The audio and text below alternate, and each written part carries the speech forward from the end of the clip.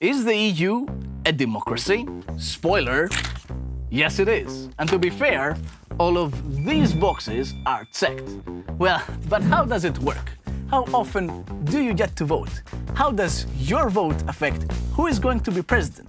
And what else does it take to be a democracy? Hey, I'm Angelos, and this is You Asked Democracy Edition. And without further ado, let's get started. What democracy? I haven't seen any in a long time.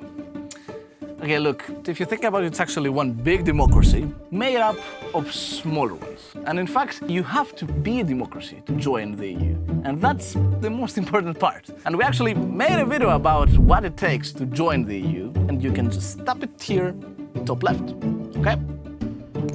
Is that why the Commission and its president is not democratically elected? Okay, most democracies in the world are representative democracies. That means we, you and me, directly elect our representatives, who then make choices on our behalf. And this is also the case with the election of the President of the European Commission. It all starts with the European elections, where you can cast your vote, taking into account the outcome of these elections. The heads of each EU member state, who have been democratically elected in their own countries, propose a candidate for president of the Commission to the Parliament. Then the Parliament votes. And if the candidate does not get the required majority in the Parliament, the heads of state have to propose a new candidate within 1 month. Small insight is that the commissioners also need to pass an exam individually at the Parliament. But you understand that how actually your vote matters. Please remind me, when was the last time I could vote for the members of European Parliament? Well, thanks for asking. The last European elections were in June 2024. Its term is 5 years long, so the next time you can vote for your EU representatives will be in 2029. Looking back to 2024 elections, and you had some pretty nice comments that might be helpful to some of you, even today. For example, I could not vote as Italy doesn't allow Italians in the UK to vote by post. When it comes to voting in the European Parliament elections, every country sets its own rules on exactly how the vote is organized. But one major rule applies to everyone. If you are an EU citizen living in another EU country, you vote either in your home country or in the country where you care to live. For example, if you are Italian and you live in Romania, let's say, you can vote in Romania, or you can vote in Italy. But the catch is that you can vote only once. I live in Belgium, and I have to vote, compulsory voting. And we had the reply that says, same here, my first time as a Belgian citizen.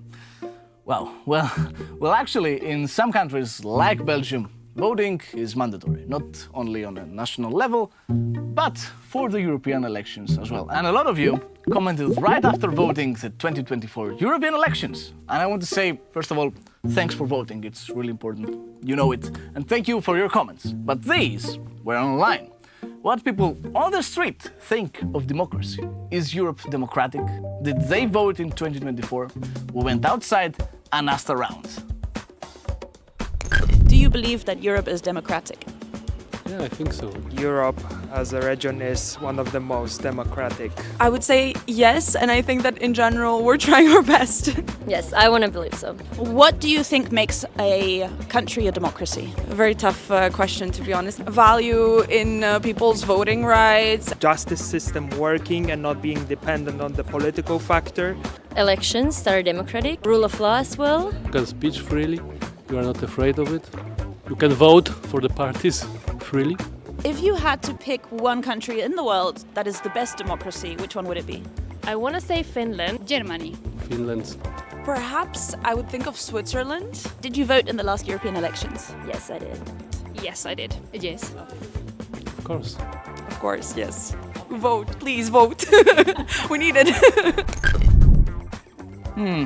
Interesting. Especially when we see this comment. There is no free speech in the EU. You do everything to erode free speech. Well, you really think so? I mean, let's take a closer look, all right? First, your right to free speech is protected by our own treaties. your freedom of speech means that you can say things that are critical to the government and not worry about getting in trouble or in jail. And in fact, in some other places in the world, you wouldn't even be allowed to make this exact comment. Think about that. But as a wise man once said, my right to swing my fist ends where your face begins.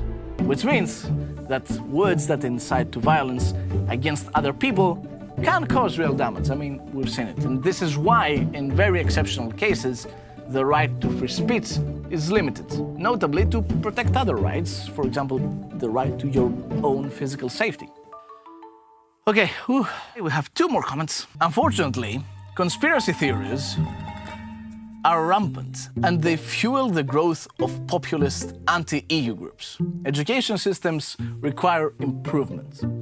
Well, you're right on this one. Education and critical thinking are our best weapons in order to fight conspiracy theories. And it's very important to be able to distinguish facts from disinformation and manipulation. But if you want to see wild fake news and stories that Russia comes up with, I recommend you follow my colleagues at EU Disinfo. Surely, if this is funded by EU, it is dependent. Fact-checking for the EU is primarily conducted by independent networks supported by EU funding, with the European Digital Media Observatory, EDMO, acting as the main hub. First of all, thank you so much for mentioning EDMO. They're doing kind of great work. And about independence, an organization can both receive funds and be independent. To give you a similar example, public hospitals, for example, are funded by the state. But this doesn't mean governments decide which treatments the doctors should, for example, prescribe or how they diagnose patients. Okay? All right, that's it for your comments on democracy, at least for now. There's a lot more to unpack here. Would you like an episode about the rule of law? Or just one about disinformation? Let me know down in the comments, and as usual, please like and subscribe. See you on the next one.